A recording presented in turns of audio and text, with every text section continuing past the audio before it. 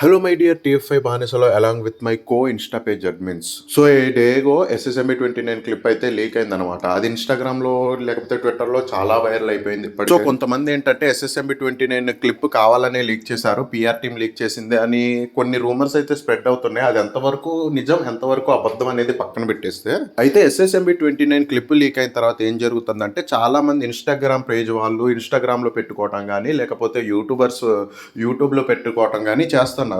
అలాగే చేసినప్పుడు ఏమైతుందంటే వాళ్ళ అకౌంట్స్ అనేది సస్పెండ్ అవుతున్నాయి. యూట్యూబ్లో అయితే కాపీ రైట్స్ పడుతున్నాయి. దాంతో పాటు ఎస్ఎస్ఎంబి ఫ్యాన్స్ అంటే మహేష్ బాబు గారి ఫ్యాన్స్ ఎవరైతే ఉన్నారో వాళ్ళు ట్విట్టర్లో ఒక మీటింగ్ పెట్టుకొని ఎవరైతే ఈ క్లిప్ని వాళ్ళ ఇన్స్టా పేజెస్లో కానీ యూట్యూబ్లో కానీ పెట్టుకున్నారో వాళ్ళందరికీ డైరెక్ట్ రిపోర్ట్ కొట్టడం కానీ ఆర్ ఎల్స్ కామెంట్ సెక్షన్లో వార్న్ ఇవ్వటం కానీ చేస్తున్నారు.